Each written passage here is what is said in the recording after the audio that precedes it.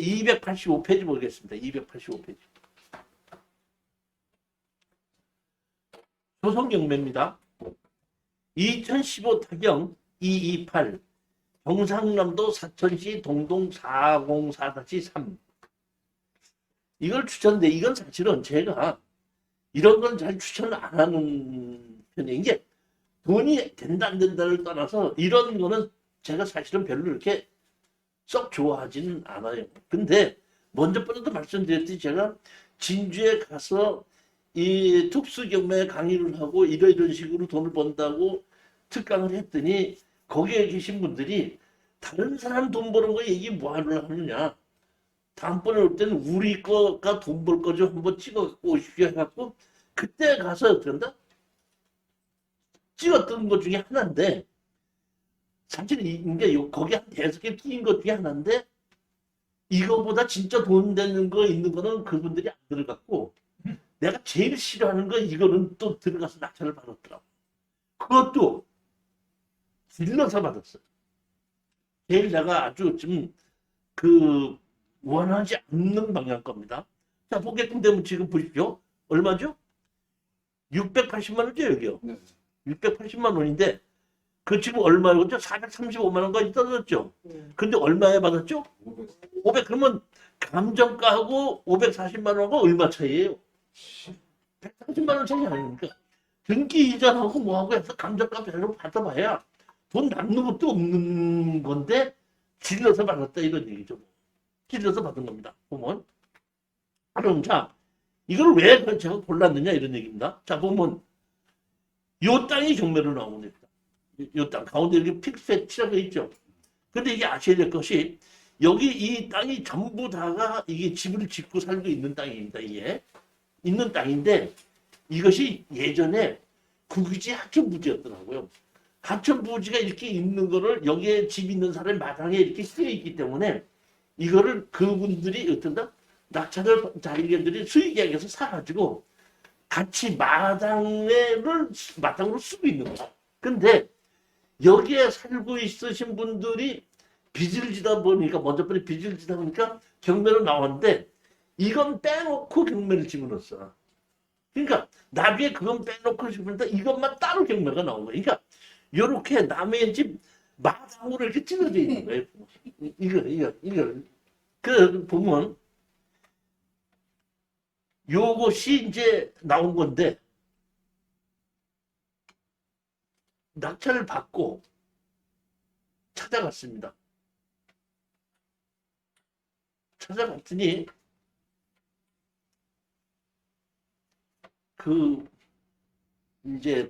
거기에 이제 나이 드신 여자분이 이렇게 오는데 제가 진주에 가서 현장 낙찰 받았다 그러다 보니까 현장을 다시 가다 보니까 약간 늦어갖고 그 당시 한 7시쯤 넘었나? 그리고 어둑어둑해지려고 막 해지려고 할 때야. 그때 갔더니 누군데 왔냐? 이걸 낙찰 받았다고 그랬더니 왜 이렇게 모두 밤중에 왔냐? 그러면서 뭐라고 얘기하냐면 아이 그런 거 새끼 저기 뭐야 내가 돈 주고 이걸 낙찰 받으라고 그랬는데 다시 말하면 먼저 여기 살고 있던 집도 경매로 낙찰 받았잖아요. 그러니까 이 여자분이 공인중개사를 시켜서 대신해서 보내고 낙찰 받게끔 한 건데 이것도 경매로 나왔으니까 낙찰 받으라고 그랬나 보니까 그 공인중개사 이걸 누가 낙찰을 받겠느냐고 안 받아도 되지 않겠느냐고 했더니 그래도 받으라고 그랬다 보니까 알았다고 해갖고 30만 원을 주고서는 대신해서 입찰을 갔는데 우리한테 진 거예요. 질러서 받았죠. 질러서 받았거든요. 그들이 나보고 하는 얘기가 뭔 땀에 이런 걸 받았냐고 얘기를 하더니 나한테 하는 얘기가 여기가 마당이거든요. 마당이에요. 마당. 여기 대문서부터 위까지가 고국유지인데 나 이 땅 안 밟고 이렇게 넘어갈 거 하고 요만큼은 이렇게 금을 긁면서 내가 이렇게 이 땅 안 밟고 이렇게 넘어갈 테니까 네가 받았으니까 네가 알아서 하라 이런 얘기더라고. 난 여기 상관하지 않을 테니까. 사실 그럴 수도 있어요. 맞는 얘기예요. 그렇지만 저는 사실은 그 협상을 한다 그러면은 감정가에다가 소송 비용만 달라고 그러고 그냥 협상으로 끝을 내려고 그랬었어요. 근데 웬일로 그 여자분이 아주 강력하게 얘기하고 나 여기 안 밟고 다닐 테니까 더 이상 나한테 와서 얘기하지 말아라. 이렇게 얘기하다 보니까 협상이 안 되겠더라고요. 협상이 안 되면 어떻게 해야 되죠? 소송을 하죠. 근데 사실은 보면은 제가 워낙 동안 느꼈던 건데 제가 이게 한 6, 7년 동안 해보다 느낀 게 뭐냐면 말로 협상하자 하면 90%가 아니에요. 일단은 소송을 해놓고 나야지 협상을 하려고 합니다. 소송하기 전에는 법이 어떻게 돼 있는지 모르다 보니까 협상을 안 하거든요. 그러니까 할 수 없이 어떤다? 정식으로 소송을 했는데 이게 마당은 마당인데 약점이 하나가 있는 게 뭐가 있냐면 앞에 처마가 이만큼이 걸렸어. 그러니까 요 땅 위로 처마가 있어. 그 다음에 여기 들어가는 입구 여기 좀 여기 있죠 여기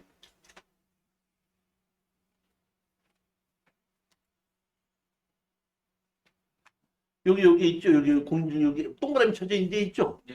이 동그라미 쳐져 있는 자리가 이 집에 들어가는 대문이야.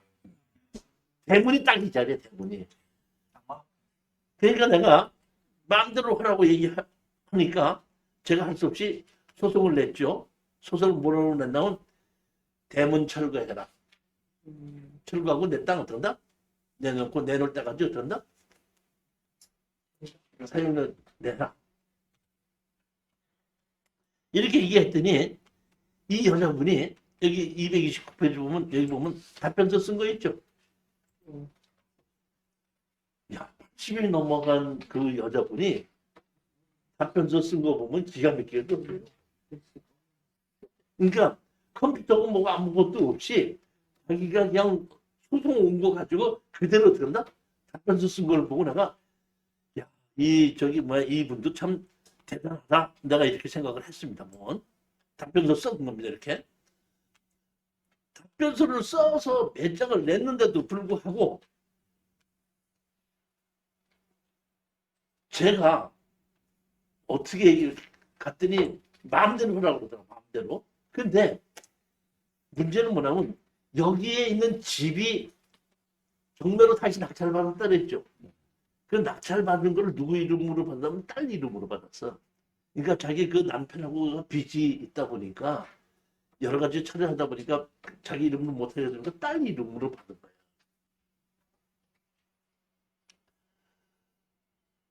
마음대로 하라고 얘기길래 내가 가서 얘기했죠. 여기 치료를 내놔야 되는데 치료를 판결을 받게끔 되면 여기 계신 어르신이 아니라 딸 재산 압류해갖고 어떻게 한다? 경매에 집어넣습니다. 그랬더니 그 노인네가 딸은 건드리지 말어. 딸은 건드리지 말어. 그럼 좋다. 그러면 조정으로 합시다. 조정. 그래갖고 우리 그 수강생 한 분이 이제 그 재판에 나갔고 조정을 하자 그랬더니 이제 조정을 하게끔 된 겁니다. 조정을 하시는 분들이 조정을 빨리 끝내는 것이 맞죠. 사실 여기에 이 4명이 공동으로 입찰을 들어갔는데 들어가 있는 사람 대표로 든 사람이 2사람이 공투로 이제 이게 받은 게 그 중에서 한 30, 몇 살 된 남자애가 공인중개사를 하는 애가 있거든요. 걔가 이제 거기 같이 뛰었는데 걔가 사석에서 나한테 이렇게 얘기를 하더라고. 교수님, 제가 자격증을 갖고 있는 게 지금 총 11개가 있습니다. 그 중에서 공인중개사 자격증도 있는데 제가 이 11개의 자격증을 따는데 학원 다니는 거 한 번도 없습니다. 공인중개사 자격증도 학원 안 다니고 자기가 그냥 어땠나? 공부해서 딴 겁니다. 그런데 특수경매 이거 하나만큼은 도저히 집에서 책 보고 공부해서는 안 되겠다고 해갖고 내가 진짜로 마누라한테 허락받아갖고 이번에 어떤다? 등록한 겁니다. 얘가 상당히 얘가 머리가 아주 빠르더라고. 그리고 걔 이름이 같이 들어갔거든요. 근데 내가 얘기했죠. 조정으로 날짜가 잡혔다고 그러더라고. 그래서 제가 걔한테 전화를 걸어서 조정 날짜가 잡혔으면은 조정 날짜 시간 한 1시간 전이나 2시간 전에 가서 오늘 조정하는 사람이 누군지를 알고 조정하는 사람을 잠깐 미리 봐라. 그러고 난 다음에 우리가 지금 한 1,300 정도의 지금 1,100만 원인가 얼마 이게 조정이 됐을 거예요. 그럼 보시겠습니다. 1,100만 원이 조정이 됐죠. 550만 원. 1,100만 원이 조정됐는데 가서 조정하시는 분에게 미리 간지 살짝 얘기해라. 1,100만 원 정도만 되면은 오늘 내가 조정에 합의를 하려고 한다고 미리 살짝 얘기해놔봐라. 그랬더니 알았습니다. 그러더라고요. 조정실에 들어간 거죠. 조정실에 들어가갖고 이제 뭐 얘기하니까 그 노인네는 감정가가 뭐 600 얼마니까 600만 원 있고 700만 원 주겠다. 700만 원 주겠다. 그러니까 우리 낙찰받은 수강생이 1,500을 달라. 그러니까 가다가 된다? 조금 뒤져 1,300만 원까지 이렇게 내린 겁니다. 그랬더니 그때 조정하시는 분이 알아갖고 이건 내가 이렇게 700만 원 얘기하고 900만 원 얘기하고 1,500만 원 얘기하고 1,300만 원 얘기했으니까 내가 알아서 강제 조정으로 해서 1,100만 원에 하겠습니다. 하고 어떻게 강제 조정한 겁니다. 이미 우리는 미리 얘기를 해놨죠. 그러니까 1,100만 원에 강제 조정을 하고 우리는 그 조정한테 얘기했으니까 강제 조정을 합니다. 이 있으면 어떤다? 2주 이내로 다시 어떤다? 신청하시기 바랍니다. 이제 이러고 나오니까 바깥에서 나오면서 나한테 그 수강생이 그러더라고. 나한테 할머니가 되게 화가 났나 봐요. 씩씩거리면서 말도 안 하고요. 그냥 갔어요. 근데 나중에 어땠냐? 그 연락이 왔어요. 조정 받아들인다고 해갖고 언제 돈 1,100만 원 줄 테니까 서류 언제 갖고 오라고. 화가 이제 좀 풀렸나 봐요. 그렇게 했습니다. 그렇게 해서 팔고 나온 거거든요. 그러니까 제가 그 먼저 번에도 소송에서도 제가 얘기를 들어보셨겠지만은 거의 다가 감정가의 소송 비용 이용 이상으로 받고 했던 것은 한 번도 없어요. 그러니까 저는 돈을 벌자고 하는 사람이 아니라 강의를 하는 사람이잖아요.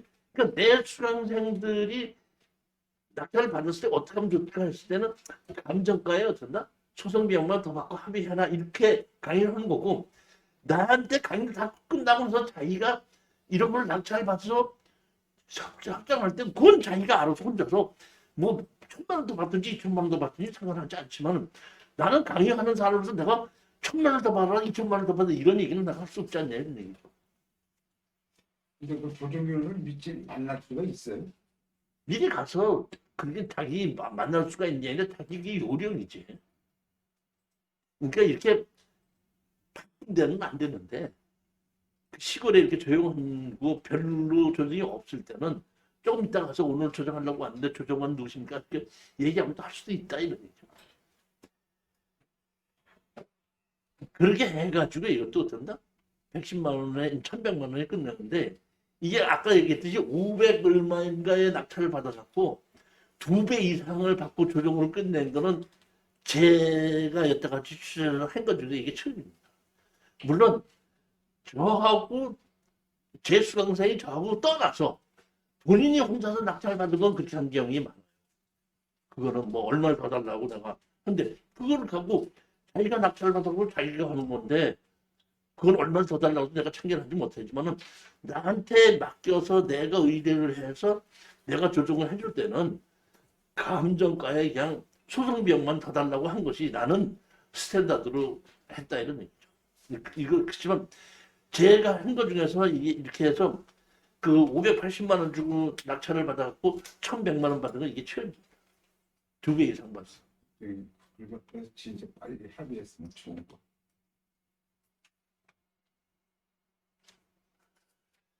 2016 타공 316페이지, 316페이지. 2016 타공 50208 영암군 산호읍 삼포리 하고 토지반 매각으로 나온 겁니다.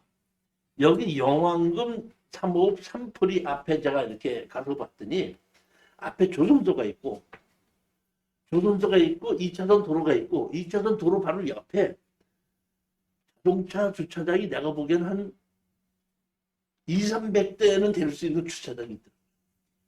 그러니까 그 조선소로 출근하시는 분들이 거기다가 자동차를 대려고 이렇게 만들어 놓은 것 같아요. 물론 제가 이 조선소에 있는 그 근처에 땅에 나와서 경매로 물건이 나와서 경매를 가서 보면 그 근처에 보면 자동차보다도 오토바이가 더 많아요. 오토바이는 내가 보기에는 몇백 대 이상이 쭉 있고 자전거도 있고 그 다음에 주차장인데 제가 여기 갔을 땐 여기 주차장인데 한 200대 정도는 될 수 있을 만한 주차장이 있고 그 주차장 끝에 이 경매로 나온 집이 있더라고요. 있는데 제가 가서 봤더니 건축물 관리대장도 없이 무허가 건물로 지은 것이 몇 개가 있고 거기에 보면 완룸으로 해갖고 이렇게 집을 빌려주게끔 돼 있는 것이 있더라고요. 근데 이것이 뭐만 나왔나요? 땅만 경매로 나온 겁니다. 그래서 제가 우리 수강생한테 추천을 해줬더니 우리 수강생이 한 분이 어떤데 이걸 낙찰을 받은 겁니다. 3천 얼마죠 이게? 3,800인가요? 3,800인데 1,700까지 떨어졌고 2,100만 원을 받았죠. 받아서 낙찰을 받고 우리 수강생이 간 거예요. 그래서 내가 보면 낙찰 받고 이제 적당하게 합의를 하는 게 맞지 않겠느냐 그랬더니 낙찰 받아갖고 이제 여기 이제 등기 전 해놓고 여기 만나갔더니 이제 노인네가 계시다고 그러더라고. 그랬더니 2,100만 원의 낙찰을 받았는데 자기는 돈이 없으니까 뭐 이거를 뭐 이게 쉽게 얘기해서 마음대로 해라. 건물은 내 거니까 네가 땅만 받았지 않느냐. 건물은 다 내 거다. 그러니까 네가 어떻게 할 거냐. 이제 이런 식으로 해갖고 도저히 협상이 안 된다고 그러더라고요. 그래서 내가 협상이 안 되면 어떻게 하라? 소송을 해라. 소송을 했더니 조정실에 간 겁니다.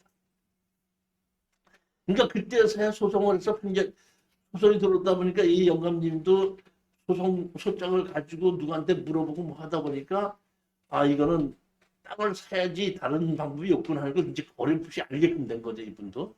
그러다 보니까 우리가 땅을 가지고 보면은 그 건물을 철거해라. 뒤로 내놔라. 우리는 소송을 그렇게밖에 할 수 없잖아요. 그랬더니 여기 답변서를 내놓은 게, 자, 보십시오. 뭐라고 그 어르신이 답변서가 낸 게 보면, 낙찰 대금을 2,169만 원을 가지고 낙찰을 받고, 7,500만 원짜리 건물을 허물라는 게 말이 되느냐, 이런 얘기예요. 답변서를 그렇게 낸 거예요. 자기가 보게끔 되면, 자기는 토지 사용 승낙을 받고 신축한 건물이기 때문에 법정 시효권이 있다 이렇게 얘기를 했거든요. 그러니까 땅 주인한테 사용 승낙 받았으면 법정 시효권이 있어요, 없어요?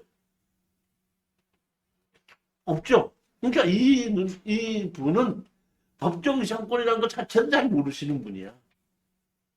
그러다 보니까 판사님 앞에 서가지고 해서 노인네가 이제 조정을 하는데 돈이 없다 이렇게 얘기했나 봐요.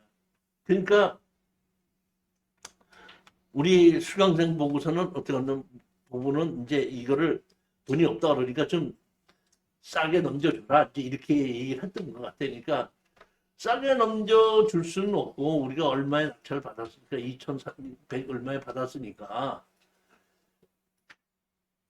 그 등기 이전 비용이 있고 양도소득세를 내야 되기 때문에 3천 얼마 이상은 받아서 양도소득세 내야 되고 뭐 해야 된다 이렇게 얘기했더니 그 영감이 자기는 죽었다 깨라도 3천 얼마는 없다 이런 얘기. 그러니까 얼마 좀 낮춰서 받으라 했더니 우리 수강생이 그럼 등기 이전 비용은 뭐냐 하면은 내가 아무것도 남는 게 없는데 나는 그걸로는 합의할 수 없지 않느냐. 그럼 이제 합의가 안 되면 철거해라 이제 그렇게 가야 되다 보니까 판사님이 생각하다 이렇게 한 거예요. 우리가 2,160만 원이 낙찰받았죠. 그러니까 등기 비용 합쳐갖고 2,500만 원에 어떻게 한다? 땅을 도로 사도록 해라. 그렇게 하고 피고는 원고에게 400만 원을 위로금으로 지급한다. 그러니까 땅은 2,500만 원 주고 우리가 파는 거예요. 2,160만 원 주고 사서 2,500 주고 파는 걸로 하다 보니까 양도소득세 낼 게 없게 만들어준 겁니다. 등기 이전 비용하고 개인 250만 원을 들은다? 소득공제가 있잖아요.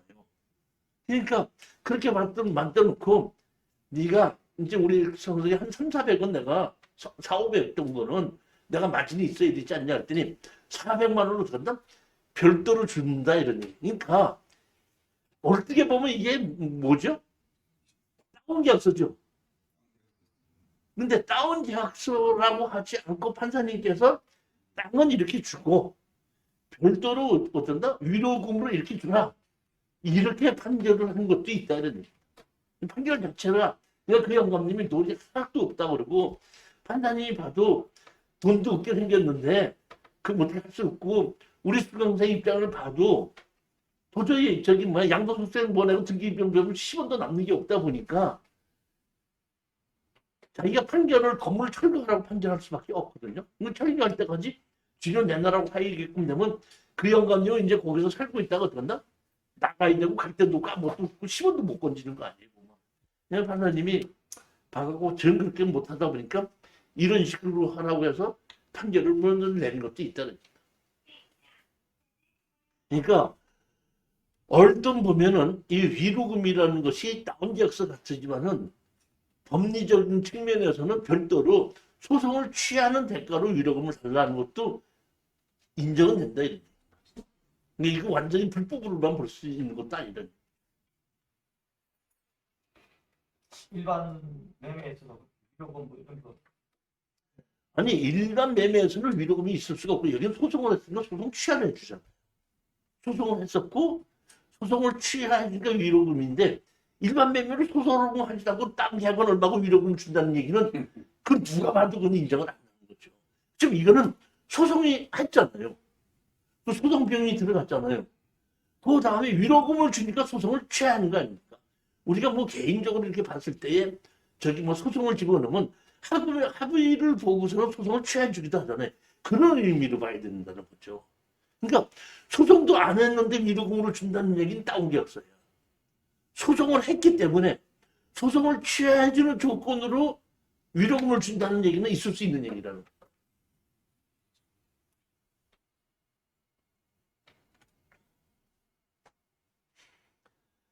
(2015) 타격 14856 괴산군 장안면 주공리. 제가 이거를 낙찰받고 이거를 처리하면서 제가 먼저 느꼈던 것이 뭐냐면 말름 수건은 쥐어 짜봐도 물 한 방울 안 나온다. 이거 내가 대단히 다시 말하면 잘못 골랐던 물건 중에 하나입니다. 예. 다음서부터는 제가 이것을 협상을 끝내고 난 다음서부터는 가서 협상 당사자가 이 재력이 별로 없다고 할 때는 제가 잘 추천을 안 합니다. 제가 말씀드렸듯이 아까 가기 전에 잠깐 말씀드렸듯이 제가 괜찮은 물건이라고 했는데 저는 가격이 더 떨어질 때까지 기다려야 되는데 다른 사람이 낙찰을 받았다 그랬죠. 자, 예를 들어 보시겠습니다. 이게 그게 무슨 얘기냐면 이미 경매가 나왔는데 1,800만 원이 없어가지고 이미 경매가 나왔거든요. 그것이 가격이 떨어지고를 어떤 사람이 한 번 떨어지니까 1,900만 원에 낙찰을 받아가지고 가더라고요. 지분 경매인데. 자, 보십시오. 자, 생각해 보세요. 1,800만 원이 없어가지고 경매로 나왔는데 자기가 1,900만 원 주고 낙찰을 받아가지고 얼마에 합의를 하는 거예요? 그래요, 안 그래요? 질문을 이거 작자는 거죠. 아니, 다시 뭐 1,800만 원이 없어서 강제 경매도 아니고 임의 경매는 1,800만 원이 없는 거 아니에요. 그렇게 경매를 집어넣는데 그 1,900만 원에 낙찰을 받아가고 어떻게 하겠다는 얘기냐. 그러면 그건 합의가 안 된다는 얘기야. 그럼 다 팔아서 나눠 갖자는 얘기거든. 그럼 다 팔아서 나눠 갖자고 했을 때 한 번만 떨어졌는데 다 팔아서 나누자고 하는 것도 한 번 떨어졌을 때 가져가는 거 아니에요. 그럼 결국 남는 것도 없다는 얘기입니다. 그렇기 때문에 제가 봤을 때 이건 충분히 두 번은 더 떨어져야지 마진이 얼마가 생길 거다 했는데도 불구하고 요새 저기 뭐 특수경매 해가지고 지분도 괜찮다 했다 보니까 막 질러서 들어가는 건데 감정가액이 얼마고 얼마 때문에 빚이 나왔는데 얼마의 낙찰을 받아야 되는지 계산해보면 금방 알 수 있는데 그것도 모르고 그냥 막 질러서 받는 것이 있다 이런 얘기입니다. 절대 그걸 해서는 안 되는데 이게 자 보십시오. 2015 타경 14856 이 괴산군 장현면 조국리에 이게 땅이 나왔는데 이 집도 정말 옛날 집이고 입구도 도로도 이렇게 있는데 2,300만 원짜리를 누가 얻었나? 1,500까지 떨어졌어. 그런데 나중에 미납을 해갖고 6차까지 떨어져서 700만 원까지 떨어졌어. 그 6차까지 떨어졌으니까 너무 많이 떨어졌으니까 이거 한번 해도 되지 않겠네 이렇게 생각했는데 낙찰을 받은 겁니다. 가서 보니까 노인네가 한 분 살고 있어요. 우리는 어떻게 한다? 땅만 낙찰 받았으니까 건물 철거하고 나가고 철거할 때까지 뭐하나? 지료를 달라. 이제 이런 식으로 이제 경매를 집어넣었더니 소송을 집어넣은 거죠. 집어넣었더니 상대편에서 송달이 됐는데 답변서가 없어. 그러니까 한 번 상대편이 나오지 않았거든요. 나오지 않았더니 판사님께서 그럼 한 번 더 기일을 지정한다고 한 달 후에 다시 기재를 해서 다시 나갔는데 그때도 상대편이 어쩐다? 나오지도 않고 답변서도 없어요. 그러니까 판사님께서 그럼 몇 월 며칠 날 판결하겠습니다. 이제 이렇게 얘기가 된 거예요. 그러면 이제 판결하게끔 되면은 그걸 가지고 지료 소송이 났으니까 지료를 갖고 건물을 경매로 집어넣든지 아니면 뭐 다른 방법을 해야 되겠다 이런 생각을 하고 있는데 답변서를 준 거예요. 맨 마지막에. 그러니까 다시 말하면 판결 나기 전에 답변서를 내면은 다시 재판이 개시됩니다. 그러니까 제일 처음에 내가 소송을 넣으면 송달이 되지 않습니까? 송달이 되면은 날짜가 잡히죠. 그 다음에 참석을 안 하면 한 달 후에 다시 날짜가 잡히죠. 그럼 벌써 그 2달이 지나는 겁니다. 2달 지나고 나면 3달 되기 전에 판결문 내리는 겁니다.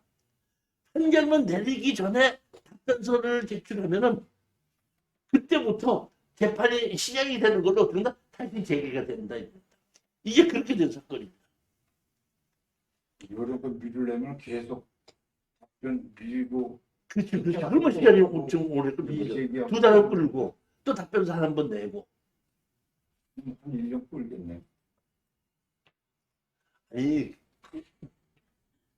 끌어갖고 돈이 된다면 끄는 거지. 뭐. 아니 피해자가 끄는 거지 여기서 당사자가 끄는 게 아니죠. 아니, 그래도 낙찰 받아서 잔금 낸서부터 지료는 그때부터 나오는 거예요. 이거 보면 이런 거는 어떤 데냐면은 소송을 하는데 진짜 지게 생겼잖아요. 변호사들이 알잖아. 이건 질 것 같다. 그러면 어떻나? 시간을 끌어요. 진짜 이렇게 뭐 몇 억짜리 왔다 갔다 하는 이제 소송이 건물을 갖고 소송이 있는데 거의 보면 답변을 뭐 내릴 때 거의 질 만큼 확률이 높다. 이렇게 됐을 때는 시간 끌기 작전에 들어가는 경우가 있어요. 하여튼 지금 소송이 그렇게 된다니까, 내용이 그렇게 된다니까 2달 정도는 그냥 끌으려고 끌을 수 있다는 얘기죠. 여기 보면은 여기 보면 답변서를 냈죠. 답변서를 내는 것은 답변서가 합당하든지 하는 거 필요 없이 원고가 뭐 만드는 것 자체로 들었나? 원고가 한 것이 뭐 부당합니다 하고 한 가지만 집어넣어놔도 된다? 그거 자체는 된다? 그 재판이 다시 재개된다 이런 얘기입니다. 그러다 보니까 여기 답변을 이렇게 내다 보니까 할 수 없이 된다? 재판이 되고 재판이 재개가 되자마자 조정으로 넘어간 겁니다. 예, 조정으로 넘어갔을 때 얘기입니다. 조정으로 가서 보면은 이렇게 조정을 했었는데 이렇게 조정을 해도 우리는 합의할 수밖에 없다는 겁니다. 346페이지 보십시오. 346페이지. 이 조정입니다. 그러니까 이 건물 주인이 와서 얘기가 노인네를 다른 데로 모실 데가 없으니까 노인네 돌아가실 때까지만 그 집에서 그대로 살게끔 해주십시오. 이런 얘기예요. 자기가 웬만하면 돈을 가지고 다시 다 사겠는데 자기도 너무너무 가난해서 돈이 없다 이런 얘기예요. 할 수 없이 그걸 받아들일 수밖에 없었는데 자 보십시오. 임대차 기간 이 사건 강제 조정일로부터 아래 조건 중 먼저 도래하는 날짜까지 2021년 6월 30일까지 등지 피고가 거기 살고 있는 노인네가 요양병원에 가는 날이나 또 사망하는 날에는 그냥 그걸로 끝내고 그렇지 않은 경우에는 2021년 6월 30일까지로 해가지고 된다? 땅을 빌려달라 이런 얘기입니다. 그리고 이 임대차 기간이 끝나면 건물을 당신이 다 가져가라 이런 뜻입니다. 그래서 보면 임대차 보증금 얼마? 50만 원.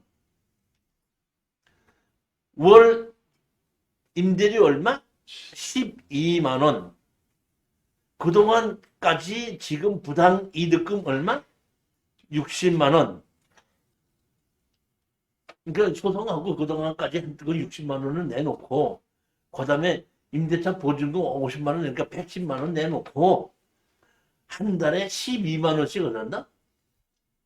땅에 대해서 임대료를 주겠다 이런 얘기예요. 우리가 얼마에 낙찰을 받았죠? 2,100. 아니 1,000만 원을 낙찰받았잖아요. 1,000만 원 낙찰을 받아서 110만 원 받고 한 달에 얼마를 받는 거예요? 12만 원 받는 거죠. 그러니까 우리로서는 뭐 이 정도면 무조건 어떤다? 좋다 이렇게 할 수밖에 없지 않냐 이런 얘기죠. 보면은 제가 이때 느낀 건데 이것도 보면은 상당히 돈이 없으신 분인데 그 노인네가 거기 살고 있는데 그 노인네를 자기네 집에다가 모실 형편도 안 된다고 그러더라고. 안 되고 뭐 한다 보니까 그 우리 노인네 거기 살 때까지만 그 땅을 좀 내가 임대료를 낼 테니까 좀 빌려주고 돌아가시면 그냥 건물이고 땅이고 다 당신 가져가면 되지 않느냐. 그냥 돌아가실 때까지만 여기 하게끔 해달라 하니까 그냥 좋다 해가지고 어떤데 이런 식으로 조정을 하게끔 되는데 이때 제가 느꼈던 게 뭐냐면은 없는 사람들 거는 자꾸 이런 걸 이렇게 하려고 애쓸 게 없다. 이런 생각을 내가 이때부터 하고 제가 가서 봤을 때에 거기에 거주하는 사람이 경제적 능력이 없을 때는 그 다음부터는 이제 입찰에 들어가는 걸 조금 못한다. 피하게끔 되고 그냥 빼놓고 다른 걸 안 하는 걸로 추천 안 합니다. 지금 이렇게 제가 현장 가봤을 때 현장에 있는 그 협상 당사자가 돈이 좀 너무 없어 보이고 이러면 안 하는 것이 맞다 이렇게. 그러면서 제가 생각한 얘기가 뭐라 그랬죠? 마른 수건은 아무리 짜봐도 된다? 물 한 방울 안 나온다. 그러니까 경매로 우리가 협상을 하더라도 돈이 많은 사람들 거하고 가지고 협상을 해야지 편하게 협상이 되는 것이 돈이 없는 사람은 협상을 하고 싶어도 안 하는 게 아니라 못 하는 거야. 없어도 못 하는 사람을 자꾸 쥐어짜봐야 뭐가 나오겠냐.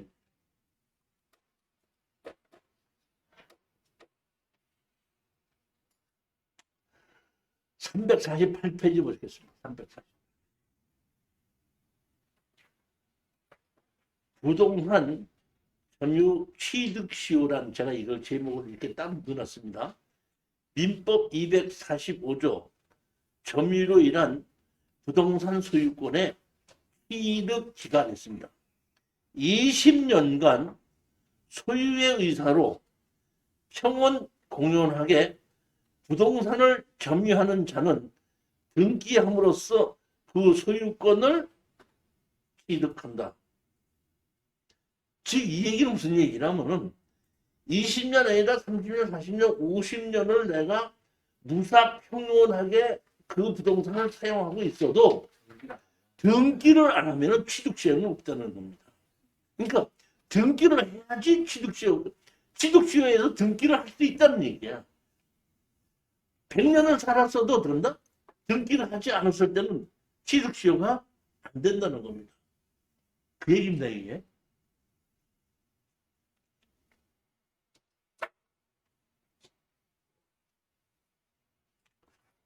(335페이지) 보시겠습니다.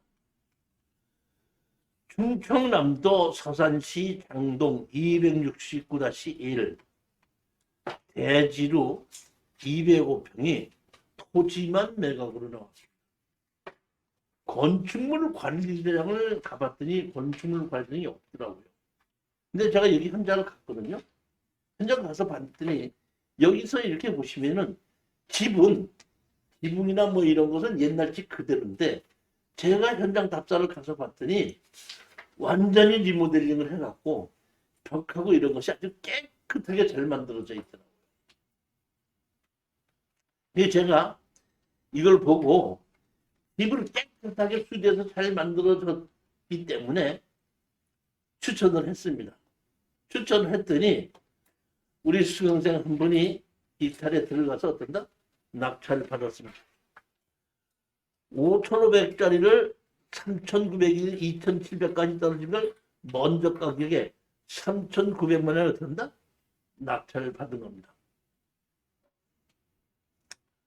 낙찰을 받고 났더니 잔금을 냈거든요.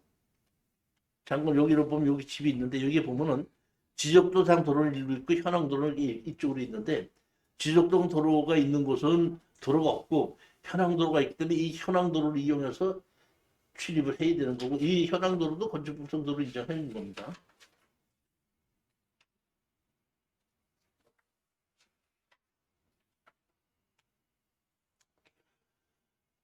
와서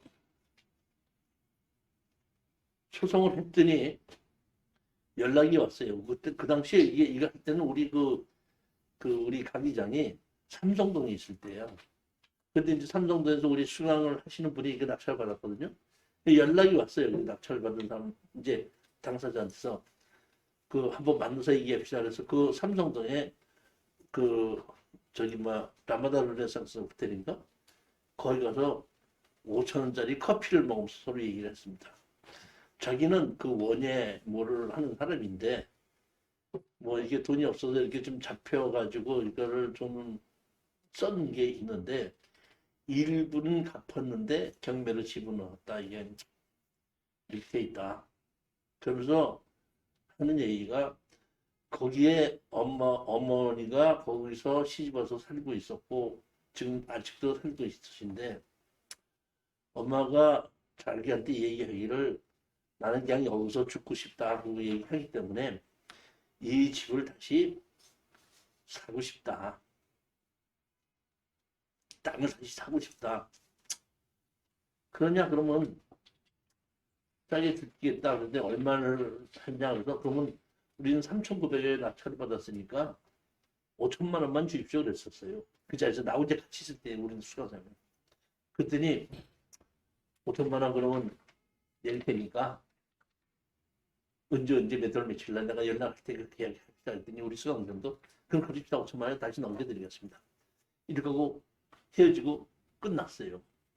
그 내가 우리 낙찰받은 수강생한테다가 5천만 원인데 뭐 양도소득세 내고 뭐 하면 뭐 했더니 아니 뭐 어차피 제가 교수님한테 컨설팅 비용 드린 게 있고 개인 뭐 얼마 한 거 했다 그러니까 전부 낙찰받아서 뭐 자기 내고 한 달도 안 돼서 협상을 보는 건데 뭐 한 4, 500 남으면 되죠 뭐. 그걸 갖고 그냥 만족합니다. 그러면 됐습니다 뭐. 그런 거보다 뭐 끝이 났어 이제. 문제는 그 다음에 생긴 거야. 뭐냐면 얘가 5천만 원에 사겠다고 계약한다랬죠. 네. 하지 않고 답변서를 냈어 법원에서. 보면 제가 그 보면은 360배 보지만 그 후 시아버지인 소의 한명관, 시어머니 장연아 그 자손들이 고집했고 큰아들인 소위 한유신이와 그의 처인 피구가 지금까지 평영공연하게 승계 점유하여 거주하고 있으니 설령 이 사건 토지가 위와 같은 사정으로 여러 경로를 통하여 원고에게 소유권 이전 등기가 격려되어 있다 하더라도 이미 20년간 취득시효가 완성되었다 하겠으므로 원고가 이제 와서 피고에게 청구 취지와 같은 판결을 구한다는 것은 어떡한다? 부당합니다. 자기가 5천만 원 사겠다고 해놓고 계약서를 쓰자고 해놓고 재판이 진행되는 도중에 계약서를 안 쓰고 거꾸로 이렇게 답변서를 낸 거예요. 시득시효를 주장을 하면서 할 수 없이 거기에 대해서 다시 답변서를 냈습니다. 우리가 거기에 그러니까 취득시효에 대한 그 답변서를 낸 겁니다. 토지에 대한 시효취득, 피고의 주장에 의하면 토지를 시효취득했다는 것인지 건물을 시효취득했다는 것인지 불분명하나 토지에 대한 시효취득 주장이라고 가정할 만한 경우 민법 245조 1항, 2항 어디에도 해당되지 않고 판례에 의하더라도 시효취득을 인정할 아무런 근거가 없습니다. 아까 민법에 뭐라고 했죠? 취득처는 등기함으로써 그랬죠. 등기 안 했죠. 그러니까 여기부터 없다. 저런 위와 같이 피고가 주장하는 시효취득 문제와 원고가 주장하는 건물 철거 및 토지 인도 청구는 전혀 무관하며 피고가 건물의 소유자임이 명백하고 건물을 소유하면서 원고의 토지 소유권을 침해하고 있음도 명백하므로 다시 말하면 이거는 나는 거기 안 살고 있다 이렇게 할 수도 있는데 이렇게 얘기를 하다 보니까 자기가 살고 있고 지금 점유하고 있다는 명확하게 된 거죠. 그러니까 이거는 더 이상 빼도 할 수 없이 판결 그대로 가면 기조와 어떤 철거를 할 수밖에 없는 거예요. 이런 식으로 답변서를 시효취득에 대한 답변서를 냈기 때문에 더 명확하고 제가 제일 어려운 게 뭐라고 그랬죠? 사람 살지 않고 건축물의 주인이 누군지도 모를 때 사람이 살고 있고 건물 주인이 누구라는 게 나왔죠. 자기가 답변서를 내면서 그러니까 이거는 빼도 확도 못하게 딱 돼 있는 겁니다. 그러다 보니까 우리가 재반박을 하고 난 다음에 이 얘가 다시 전화가 왔어. 다시 와서 만나자 해서 그 만나러 갔어. 누군가가 보더니 시효취득을 할 수 있다 그래서 그런 줄 알고 자기도 했는데 나중에 법을 다 조사해봤더니 그게 아니라는 걸 내가 알았다. 다시 사겠다. 그래서 우리 수강생이 먼저 번에 양 5천만 원을 드리려고 그랬는데 지금 이렇게 했으니까 6천만 원 내놓으십시오. 6천만 원 해지 드리겠습니다. 그랬더니 그 사람이 저도 인정합니다. 6천만 원 주겠습니다. 6천만 원은 그런다? 계약서를 다시 쓴 겁니다. 자, 근데 이거는 계약서를 이게 다시 말하면 조정 날짜가 며칠 남았는데 우리끼리 합의한 거거든요. 그러니까 우리끼리 합의한 거를 이렇게 적어가지고 우리가 재판부에다가 제출했는데 우리가 이런 식으로 어쩌다 바깥에서 조정했습니다. 그리고 우리가 재판부에다가 제출하니까 재판부에서 우리가 낸 그 합의한 그 조정 그대로 판결을 내려주는 거예요. 무슨 얘기인지 이해가시죠? 그러니까 조정을 하는 거는 그날 가서 조정을 할 수도 있지만 우리끼리 바깥에서 조정을 하고 조정한 걸 그대로 적어가지고 재판부에다 제출하면 재판부에서 그걸 가지고 그대로 두나 판결을 내려준다 이런 얘기죠. 그러면 우리가 어떻게 한다 한번 보시겠습니다. 부동산 매매 계약서 자 보시겠습니다. 1금 6천만 원 정, 계약금 1천만 원, 그 다음에 중도금 1,500만 원, 그 다음에 잔금 얼마? 3,500만 원. 이렇게 해서 쓰고 하고, 그 뒤에다가 하나 더 넣습니다. 특약사항을 넣은 겁니다. 매도인 매수인 양자 간에 진행 중인 대전지방 서산전 2016 가단 2006 토지인조소에서 변론기일에 서로 이권 매매 계약대로 조정에 응하기로 한다. 그렇죠?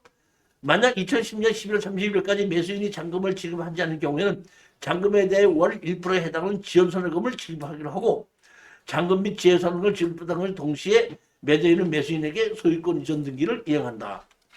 중도금 1,500만 원은 계약기간 내 지불하지 않을 경우 1%의 지연손해금을 지불하기로 하며 2016년 6월 25일까지 지불지 않을지에는 계약 파기한다. 잔금은 2016년 12월 어떤다? 30일까지는 매도인은 매수인에 대하여 가지는 지료 청구권을 포기한다. 2017년 12월 31일까지 본 계약 내로 이용되지 않을 경우 계약은 파기된 것으로 하고 매수인은 기지급한 계약금을 어떤다? 포기하기로 한다. 여기까지만 적어놓은 겁니다. 사실은 보게끔 되면 이게 뒷얘기를 하자면은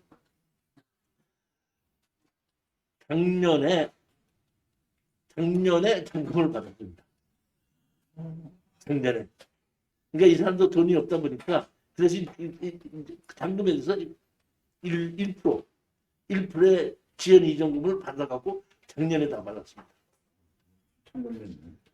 한참 걸렸죠. 그러니까 지금 2020년, 2019년도에 원래는 2016년도에 끝나기로 했는데 2016년도까지 3년을 더 걸린 건데 잔금을 3,500만 원을 한꺼번에 받은 것이 아니라 1,000만 원 받고 2,500만 원이 또 남았던 2,500에서 1% 이자를 받으면서 또 1년 있다가 1,000만 원 또 받고 그렇게 해갖고 작년에 끝난 겁니다. 1%를 2%나 3% 쓰면 안 되는 게 법정법으로 정해져 있어요.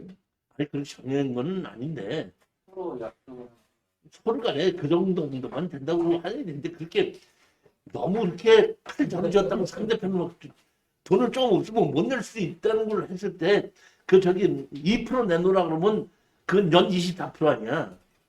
그건 좀 약간 좀 뭐야 그 법에 정해진 건 아니고 올바른 욕을 하는 건 아니지 않나요? 1%도 지금 보면 많은 거죠. 보면 연 12%인데 연 12%면 카드보다는 좀 들이받는 건가? 근데 여기는 그냥 1%라고 그래가지고 연 1%로 내 생각을 했거든요. 아니, 연 1%가 아니고 월 1%죠, 월. 그러니까 연 12%죠.